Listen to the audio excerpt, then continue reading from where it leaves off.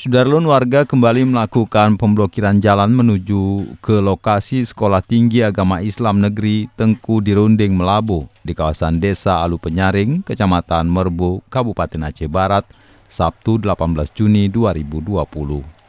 Warga terpaksa menyegel kampus dengan memblokade badan jalan, sebab setelah putusan pengadilan sampai saat ini belum ada respon Pemkab dan pihak kampus untuk ganti rugi tanah milik warga seluas 20 hektar lebih di lokasi pembangunan gedung Stein itu. Harapan kami harus dibayar, tetap dipertahankan, walaupun nyawa taruhannya. Sudah 2 kali keputusan pengadilan, tidak ada tanggapan apapun dari Pemda Aceh Barat termasuk Stein. Jadi seperti tidak ada bermasalah tanah ini. Makalah muncullah kalau saya klaim kembali, saya tutup kembali.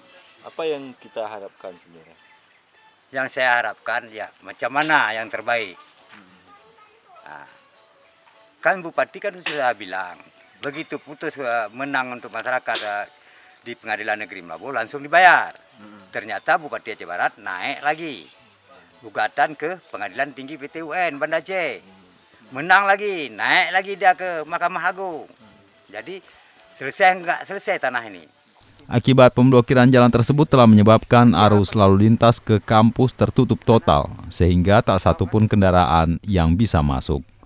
Sementara itu kampus Stein saat ini dalam kondisi kosong dan hanya dijaga oleh petugas keamanan kampus. Dari Melabu, Saadul Bahri, Serambion TV.